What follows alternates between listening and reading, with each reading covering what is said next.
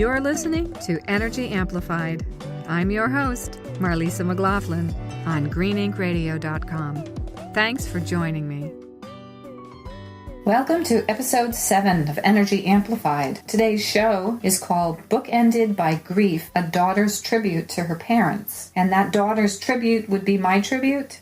And I would like to share with you my experiences with grief, which started when I was very young. I lost my mother at the age of 6. And I just recently lost my father. So hence, I'm very much in the energy of grief. And it was the perfect time to choose to work on a book about grief. It was helping me process a lot of things I was going through at the time, but it also helped me integrate my lifetime of grieving, because I've had a lot of tragedy and unexpected situations that brought on the grieving process. So that being said, I invite you to come in and settle down and listen. If you're driving, just be aware that if you are also grieving, it could be a possible trigger for you, and you might have some emotion coming up. Hopefully not, because my intentions for the program today are to just speak about what grief is and how it affects us. But I also want to share with you some processes that I've been through energetically that may help you integrate or at least stabilize an overwhelm of grief. Because if you ever have grieved, and most of us have at deep levels, not just over the loss of a loved one, but maybe you've moved or you lost a friend, a pet definitely. That's a loved one as far as I'm concerned. I didn't want to segregate. But there are many different types of grief, and there are many different ways that we handle it. And the one very most important thing to realize at the very beginning of the show is that grief is as unique as your own fingerprint. There's no way to do it right or wrong. Some people take much, much longer to deal with one aspect of grief, while others can zip through that and be somewhere else with it. So as unique as we are, so is our grief, probably just like any emotion. But grief, the energy of it is sluggish. It slows you down. It folds you in half. It closes all of your energy. It blocks you. I often think of it just like molasses. It goes really slowly through your system. And if it gets stuck, we can develop chronic issues. So that's my intention today, is to help you understand what happens to your energy during the process of grief and grieving, and to help you learn some awareness about how to deal with it. Sometimes just being aware of the grief itself will allow you to just let it go, because let's just start by saying this. Grief is not an abnormal emotion. It's a very, very natural and normal emotion, a reactional emotion to the loss or the change of any kind. So it's not a pathological condition. It's not a personality disorder. There's nothing wrong with anyone who's grieving. Sometimes I'll hear people say, "What's wrong with me? I can't get over it. It's been X amount of time and I'm still grieving and I'm not beyond this." Well, there's a lot to grief. It's as complex and layered as an onion, the layers and layers of onions. If we could take each onion peel off the onion and take a look under the microscope at all of the different cells, that's really complex. That's a complex unit. And such is our grief. I wanted to just share with you what my experiences were. I have an enormous variety, I feel like a supermarket right now, of my grief experiences. And they were not easy, believe me. I'm lighthearted about it now because I've finally developed rhythm with myself and an understanding. I've forgiven myself for things that I used to damn myself for because I could not process the grief or get through something. And then there are also behavioral patterns that can develop with blocked grief. That can become a problem, but not the grief itself. We're going to strip everything down and we're going to just talk about the grief. So my grief started when I was just turning 7. My mother had acute myeloid leukemia, which at the time there was very little known about it. As a matter of fact, my first grade teacher couldn't even help me spell leukemia when I had to write something down. Cancer was not at the forefront of our health conditional processes right now. So what we go back to in the 70s was the onset of cancer as an epidemic. And we developed through these processes of grief very much supported by our surrounding environment. And there was not a lot of surrounding support for that particular issue. I became very alienated at that young age in my social situations because I was one of the few people who didn't have a mother. So that became an issue for me later in terms of feeling separate from the group. At the same time, you get a lot of empathy and sympathy, attention and support. So things can become conflictual and confusing as a young child, wondering why your birthday party suddenly has the entire first grade class in it, as opposed to just a couple kids in the neighborhood. So life changes drastically, and it did for me at that time. I also want to point out that acute myeloid leukemia was new on the forefront of cancer awareness, and at the time there was no cure. My mother died at the age of 27. And this particular disease affects people below the age of 30 and above the age of 70. My dad just recently passed from acute myeloid leukemia, and they didn't have a cure that he could use at his end. So it was not a very successful opportunity for him to come out of that, surviving his cancer. What I found interesting about that situation was that now we have a cure for people under 30 for acute myeloid leukemia, but my mom missed that. And now we have a cure for the people over 70, but my dad's health conditions would not allow him to go through the stem cell process. So that being said, that's my book ended. I've been kind of sandwiched in between my parents. You have an ideology when you, not maybe you, but I did. I grew up thinking, okay,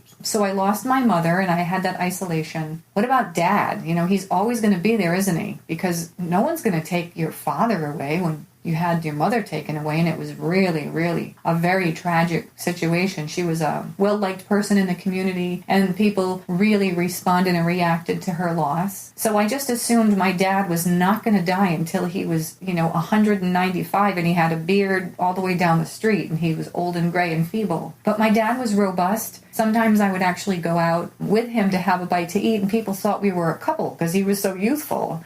Maybe I was looking a little older than I actually look. I don't think that either. We just had a very youthful appearance together, and it just was shocking. He didn't even have a gray hair, and that wasn't supposed to happen. So a lot of things came up for me. That's pretty much the beginning and the end of my grieving process. And the first 10 years of my life after my mother passed, there was a lot of tragedy in the neighborhood. We had a father and a son drown in a fishing accident. I had 3 relatives, twins, a brother and a sister, and the wife of the brother flip over in a boat just a year after the other drowning accident. Our school caught on fire. We had to all get completely dislocated and mislocated.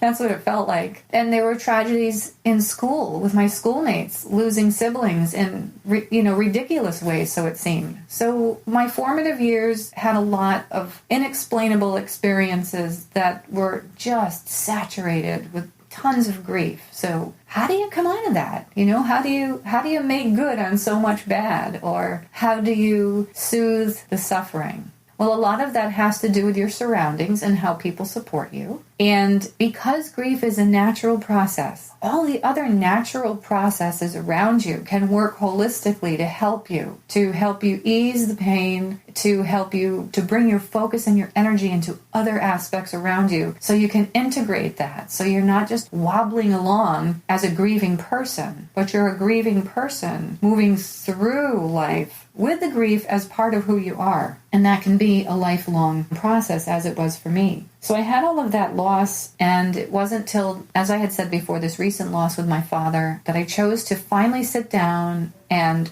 try to write a book. And I'm getting ready for publishing, and I thought it would be great right now to actually share this with you. So one thing I did was I stopped and I thought about the different types of grief, because there are so many ways that we grieve. I have 12 that I've made as structured format to think about. And there are many, many more. And you will know where your grief falls. If it's not in these categories, it's something new. Please contact me. I would love to see if we can help one another understand at a deeper level and help more people heal. So the first type of grief that I wanted to just share with you was present grief. Grief that you know you're in, and you're in the midst of it in the here and now, and it's an inarguable state of being. You're grieving. You can be grieving over a person or a place or a thing. You could actually be grieving because you lost your great-grandmother's ring that you had and it was passed down to you and it connected you to her and there was so much energy in the ring. You're really losing more. And that's a great place to stop for a moment and realize that whatever you're grieving about, person, place, or thing, there's the energy of that. And as you've been interacting energetically with the thing that you're grieving over, the person, when that is gone, there's a space there. And that empty space really puts you into a perspective of loss and isolation. And it takes a while to reintegrate your energy back out into the field around you because that's not there anymore. It's like a blind man trying to go through a room that's cluttered with furniture, and he has this stick, or she, and you're tapping along. Okay, there's the chair, there's the couch, here's the clear pathway. So these things and people and places in our life help us navigate energetically. And when that's gone, it takes a while. It takes a while.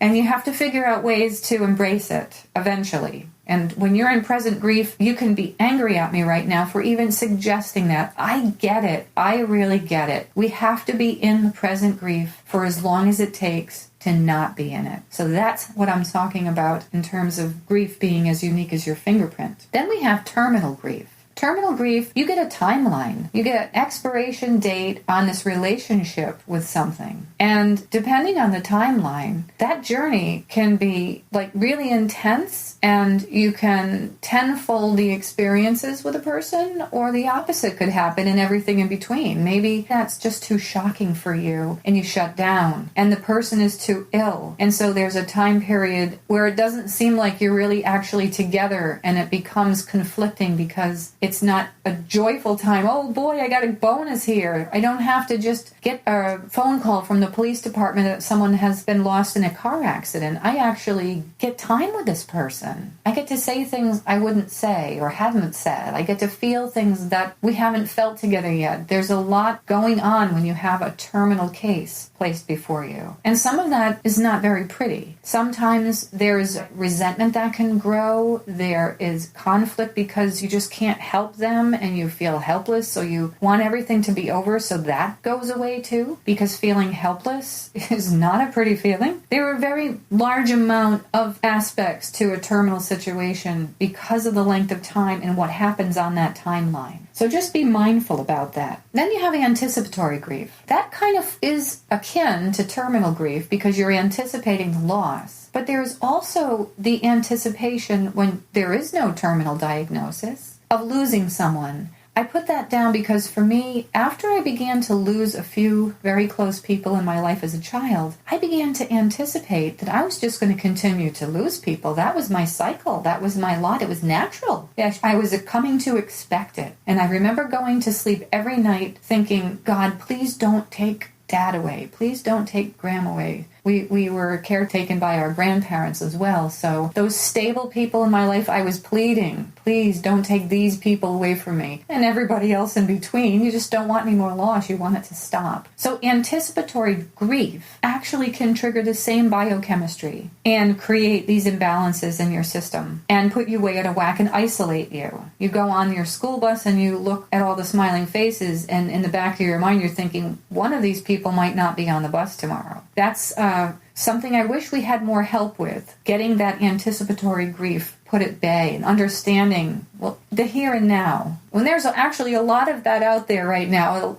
our whole world is evolving, so we're embracing the now moment. We're learning to breathe in the moment. We're learning to channel our energy differently. But back then, it was very, very slow moving. The next kind of grief for me that I put down here was tragic grief. Because when you get hit over the head with a phone call, or I have a very dear friend in Iceland who lost 2 sons in a 6-month period. And when she was sharing her story with me, it was painful to remember through her how that went down. Because it was the middle of the night when the priest came to the door for the first loss. And that was hard enough. And then 6 months later, there was a knock at the door in the middle of the night, and the door was opened, and there was the priest again. So talk about like deja vu, direct re-triggering. It was a complete collapse. And by the way, this person is doing phenomenally well. Her family, surviving family, is thriving. They handled their grief in the most incredible way. They had a lot of support and a lot of inner strength to get through all of that and to integrate it. They didn't shelf it and put it aside. They didn't over-embellish the loss. They did a lot of interesting, subtle things along the way, and they took their time. They let everything sort of naturally unfold. But tragic grief puts such a spin on your moment, because in one moment, everything is one way, and then and the next moment it is completely different. You want to talk about isolation, that's a big gap there. It's very, very difficult to process that. And what happens to your body and your energy fields in a tragic state is really, really intense. The amygdala, the little almond-like glands on the sides of your head there, they send out the adrenaline and another hormone. I can't remember the name of it at the moment. That just floods. That just sends it out in like a maximum amount all throughout your body. So everything is in a state of flight or fight. And depending on where you're at the time, you might be fleeing or fighting for a very long period until you can stop and actually even recognize that you've been hit by a tragedy and that now it's time to move in a semi-normal way. I don't mean normal by any means, but, being able to get out of bed in the morning or go through a day or even leave the house or take a shower or do your dishes or whatever makes you feel like you're doing something in your rhythm that puts a perspective and boundaries around what you're doing. So tragic grief has a very different impact than any of the other grief that I've really thought about. The next is dual or multiple grief, which is what I'm an ace in the hole at. Because I had one situation after another, and what happens is you just get triggered and the layers unravel. Sometimes it can be very helpful because you haven't processed something, maybe in the third loss. When the fifth loss comes around, suddenly things make sense. You have developed a tolerance and almost a friendship or a relationship where you're not feeling assaulted. You say, hey, okay, this is life, it's natural, and it helps you bring a softness and a soothing energy into the grieving process. And it also can have the opposite reaction. You can get pretty angry and pretty resentful that why is this happening to me again? So dual grief, multiple grief is also, all of it is very complex. Then you have a long-standing grief. Now, long-standing grief is not old grief, it's long-standing because it's unprocessed. So sometimes we cannot deal, and it was good for us to not do that because it would have possibly killed us. I firmly believe that the energy of grief is so powerful that if we were to inhale it all in one breath, it would kill us. It's just too powerful. So sometimes we all of a sudden get hit with a moment of grief, and then all of a sudden, as fast as it came, it shuts down. It used to happen to me a lot, and then I realized, okay, maybe I would die if I stayed in 5 minutes of this because it's so painful and intense. So sometimes we need to shelf it, and it sits there, and it can create chronic issues. It's blocked energy. And when it's time to come out, it has to integrate. And if it comes out as fast as it went in, we're in trouble. That's a lot of energy. So the long-standing grief is not fully processed, and it's sitting there just waiting for its opportunity to come out. It doesn't want to be caged. Energy wants to flow. So it will come when the time is right. And that's something that you might not expect because you might have thought to yourself, I thought I was over that. I thought I did everything. I thought I felt fine. I thought I could drive that car again. I thought I could go to that place again or listen to that song again. Why is it happening now? I would categorize that as long-standing grief. Next one is healed or integrated grief, my personal favorite, because isn't it wonderful that we can feel as though we can hold our grief and not fall apart. So that's a part of the grief energy that we have accepted and come to terms with, and that when it gets triggered, it's not that it goes away and we don't feel it anymore. Like I said, I can still feel the loss of my mother, and that was 47 years ago.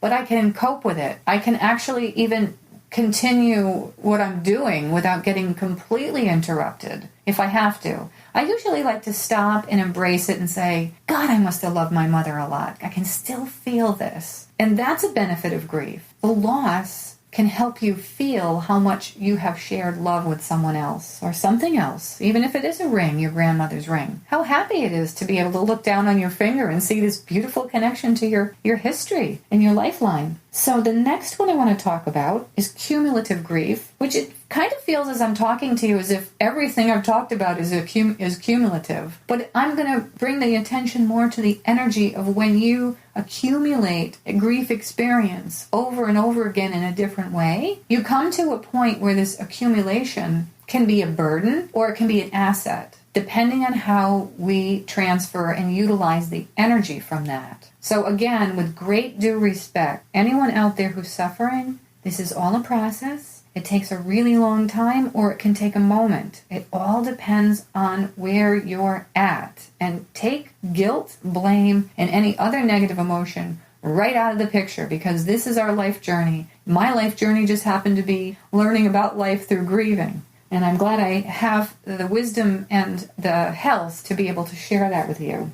Hey, let's talk next about masked grief. Grief that is disguised in something else and you don't recognize it's grieving, like anger, resentment, pain, illness, big one, illness, sluggishness, anything that goes in that physical field where you can't explain it. It's a mystery illness. It has manifested as something else because feeling the pain is not good. Exercise. Maybe you are overly exercising because it gets everything moving. So that's what we're trying to do when we mask the grief. We're trying to still keep the energy moving without feeling the grief. So it might be a good thing for a little while, and it might be a horrible thing for a long while, and it might be any of those in between. That's the tricky part. The 10th aspect of grief I'd like to talk about is empathetic grief or transferred grief. And that's when you're actually not experiencing grief from your own experiences, but rather that your empathy for someone else's grief has been absorbed into your energy field, and you're actually experiencing the same processes or very similar processes, the energy of that grief from another. Often we can absorb even from media sources. So perhaps you're watching a movie and someone is grieving, can actually feel that energy has become part of your own energy field. So there's a transfer. And something you may want to take in stride here is that perhaps you're feeling a sadness or a grief when you're amongst people,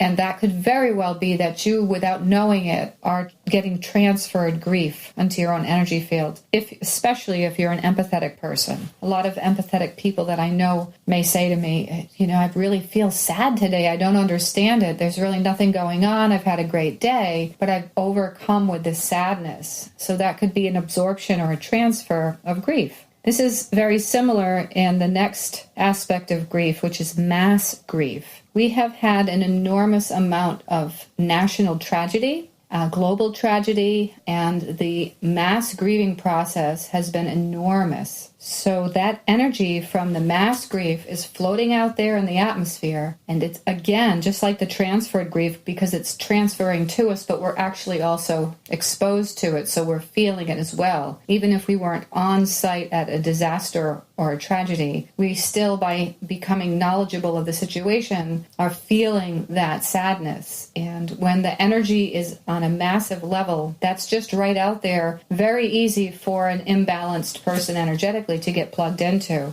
So mass grief is affecting us at levels where our traffic patterns could become very strained. People have short fuses. There's hostility in conversation. Maybe the general atmosphere in a supermarket it's hard to even get your cart across the way because it seems like everybody is confused. We're all a bit shaken. We're all in this together. And so when we're all suffering, the energy vibrates with that suffering, whether we're conscious of it or not. And the final aspect of grief is relationship grief. And I mean the relationship that we as individuals have with people and with places and with things. I want to come back to the relationship grief because sometimes it's not even a tangible thing. It could be an idea or an ideal that we have coveted for our lifetime. Or, for instance, as a child, you have an idea, an ideology about how something is, and then later on in life, something comes along to break down the illusion, and you've lost an incredible amount of energy with that because you had banked a lot of energy in that belief system. So there is a loss. It evaporates. Suddenly there's nothing. I remember what it was like the year that my mom died, looking out the picture window at Christmas time, waiting to see Rudolph's red nose flash across the sky. And when that didn't happen,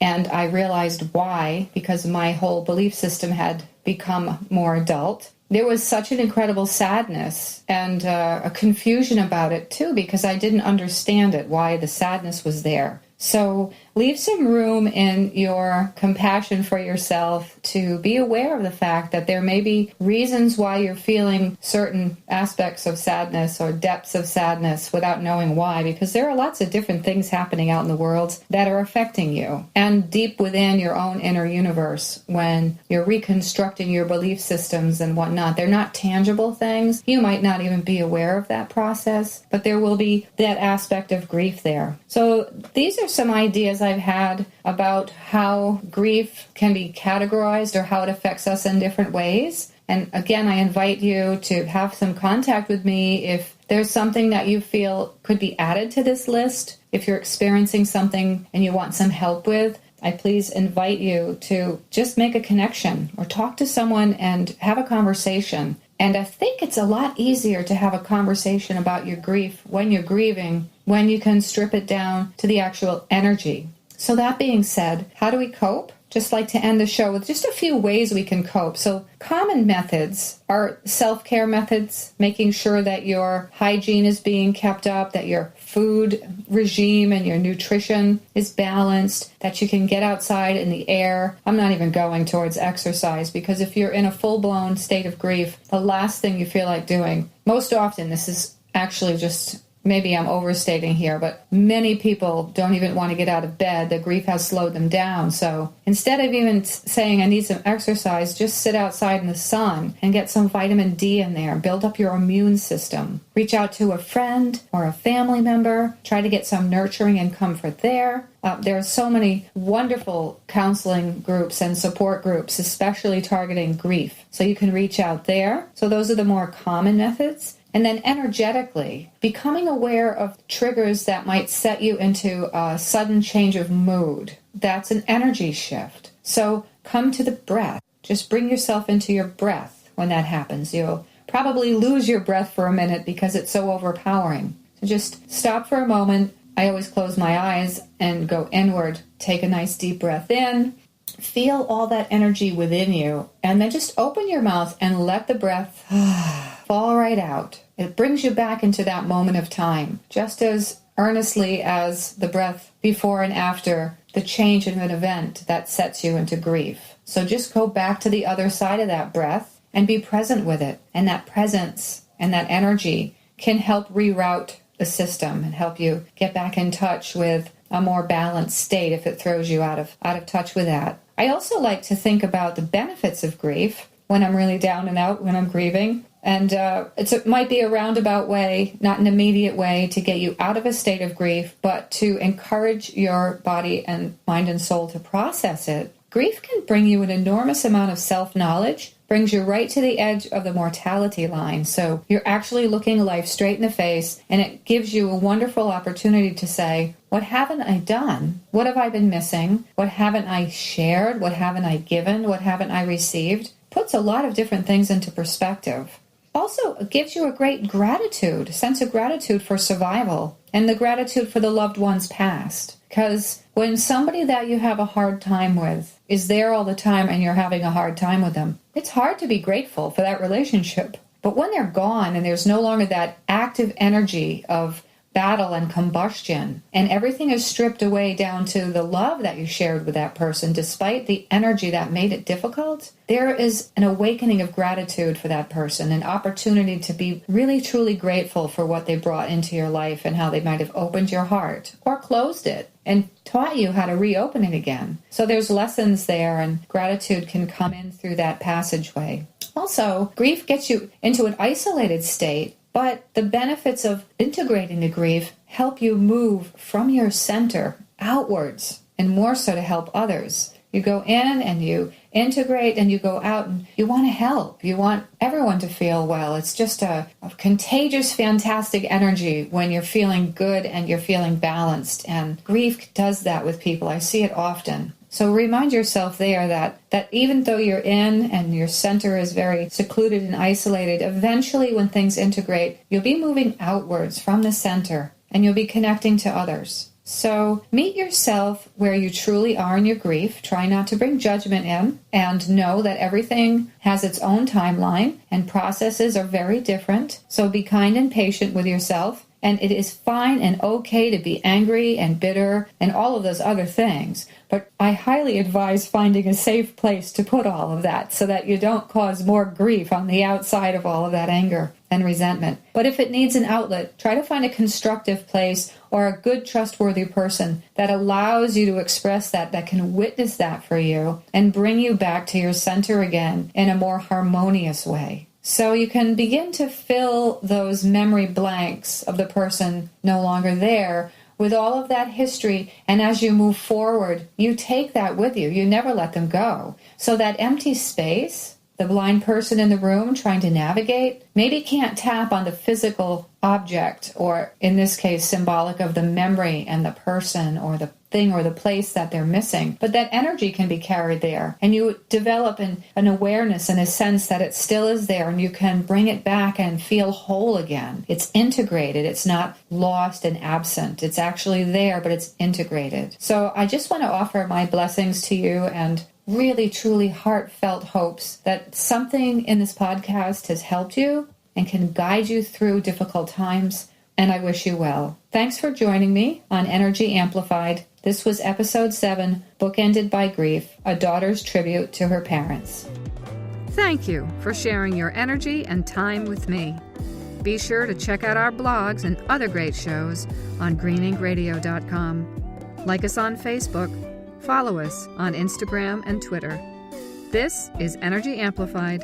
I'm Marlisa McLaughlin on greeninkradio.com. Wishing you hope, health, and joy.